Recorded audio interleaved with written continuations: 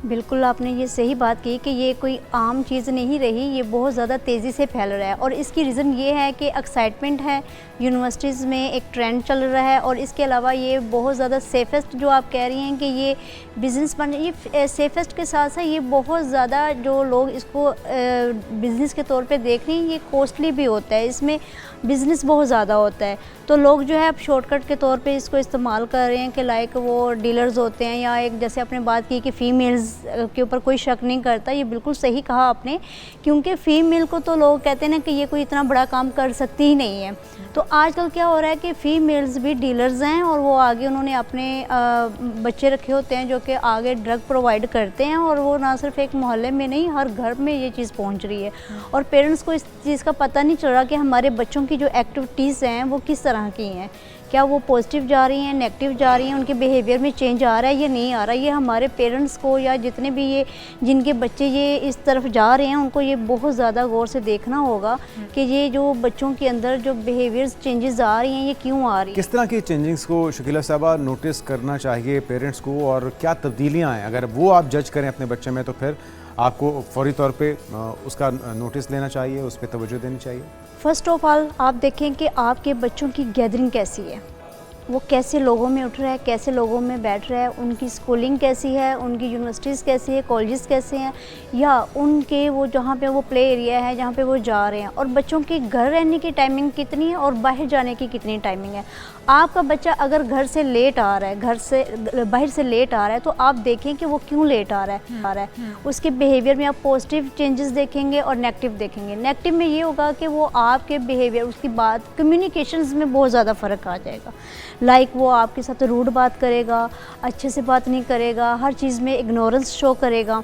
ये सारी वो चीज़ें हैं जो आप फील करेंगे, पेरेंट्स को फील करनी चाहिए कि क्या वो अपने पेरेंट्स की बात को सुन रहे हैं, अपने बड़ों की बात को सुन रहे हैं, या उनको हर बात पे रिफ्यूज़ कर रहा है। हर बात, वो घर से बाहर जा रहा है, वो किन लोगों में बैठ रहा है, किन लोगों में उठ रहा है, आपने इन चीज़ों को देखना है, इन वो बिहेवियर्स को देखना है जो उसको नेगेटिव लेके जा रही है, नेगेटिव वे में लेके जा रही है। दुरुस्त। अच्छा शकीला साहबा, इसका कोई हर नशे की कोई ख़ास सिम्टम्स, कोई ख़ास अलामात होती हैं कि ये बच्चा इस चीज़ का एडिक्ट हो रहा है? क्योंकि बहुत सारे नशे हैं, जैसे कि चर्स है, गांजा है, हेरोइन भी पता नहीं कोई एक है, फिर उसके बाद आइस का नशा है, उसके अलावा स्मोकिंग भी है, फिर उसके बाद जो अभी कोकेन, ये ड्रग लॉर्ड पकड़ी गई है, तो कोकेन ये डिफरेंट अंदाज में लोगों को सप्लाई करती थी, कोकेन का नशा है, बहुत सारे नशे हैं। तो क्या हर एक की अलामात, सिम्टम्स डिफरेंट होंगे कि हम पकड़ सकें कि हमारा बच्चा की इस लत में तो नहीं पड़ रहा? डेफिनेटली हर नशे की जो सिम्टम्स है वो डिफरेंट होती हैं। कुछ नशे जो होते हैं वो आप स्टिमुलेंट होते हैं, लाइक वो आपके मूड में एक्साइटमेंट शो करते हैं।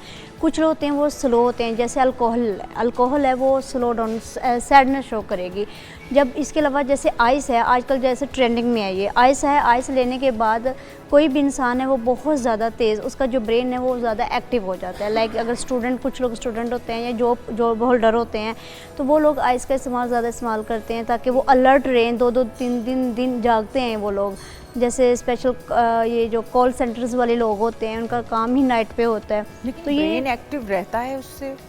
सॉरी, जागना और ब्रेन को एक्टिव रखना स्टिमुलेंट है ना, स्टिमुलेंट आपके ब्रेन को एक्टिव रखता है। और वो आई सिक का जो ख़ास सिम्टम्स है वो यही है कि वो पेशेंट जो होता है, जो इंसान होता है, वो 2-2 3-3 दिन जागता रहता है, लगातार और जागता वो रहता है। एडिक्टिव है, या अगर आप एक आध बार करके छोड़ दें तो आपको दोबारा उसकी ज़रूरत महसूस नहीं होती? जिस तरह हेरोइन है वो, उसका हमने सुना है, या फिर वो जो इंजेक्शन लगाते हैं वो उसकी एडिक्शन हो जाती है, उसके बाद फिर उनका जिस्म काटना शुरू हो जाता है उनको। तो ये सारे नशे एडिक्टिव हैं? जी बिल्कुल एडिक्टिव है। देखिए, एक बंदा वन टाइम जब एक नशा करेगा ना, उसको एक अजीब सी यूफोरिक उसका मूड हो जाता है, मतलब एक्टिव हो जाता है। तो वो उसका जो ब्रेन है वो केमिकल उसको पहुंचता है ना कि वाओ क्या मैंने क्या इस्तेमाल किया, मतलब उसको एक्टिवनेस अपने अंदर फील होगी। तो वो क्या करेगा, वो उसको मज़ीद एक्सपोयर के लिए ना इसको इस्तेमाल करेगा। तो वो जैसे बंदा ओकेजनली यूज़ करता है, जैसे हम शराब की बात कर रहे हैं, पार्टीज़ में ले लेते हैं या फंक्शंस पे ले लेते हैं या इवेंट्स पे ले लेते हैं, उसके बाद क्या होता है, वो बंदा सेम अपना वो बॉडी पे वही मज़ा लेने के लिए बार बार जब करता है, तो वो एडिक्टिव से एक डिज़ीज़ की तरफ कन्वर्ट हो जाता है, जिसके लिए फिर उसको प्रॉपर ट्रीटमेंट की ज़रूरत होती है।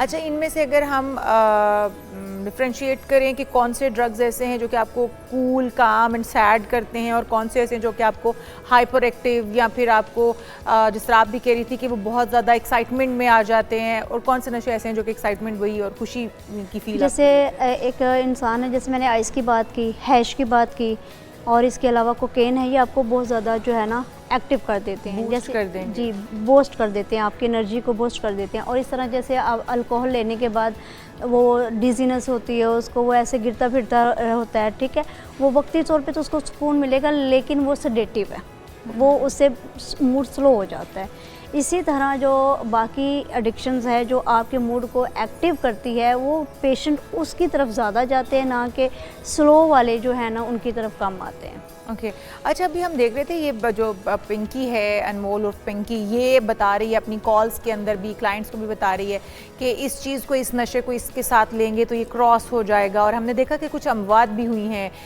बड़े पॉलिटिशियंस के बच्चे मरे हैं। क्या वो ओवरडोज होने की वजह से, गलत क्रॉस होने की वजह से, और जिस तरह आप भी कह रही है एक स्लो डाउन करती है तो एक आपको हाइपर एक्टिव करती है, अगर इन दोनों का कॉम्बिनेशन एक ही टाइम पर इन दोनों को ले लिया जाता है तो क्या अमवात भी हो सकती हैं उससे?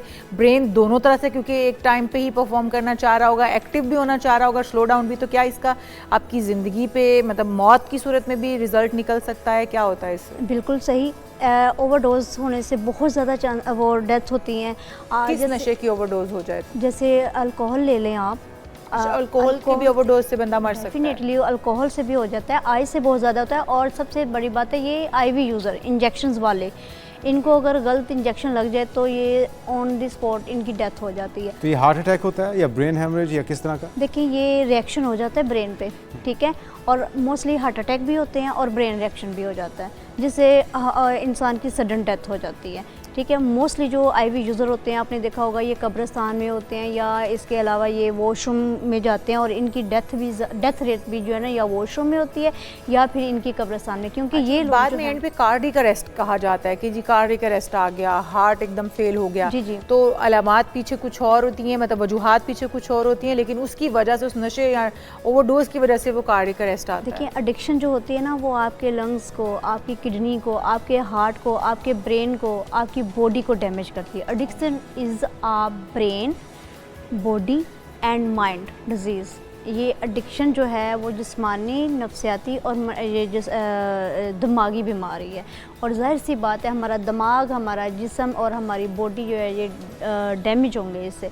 जैसे जैसे हम नशा करते जाएंगे वैसे वैसे जो हमारी बॉडी जो है वो डैमेज होती जाएगी।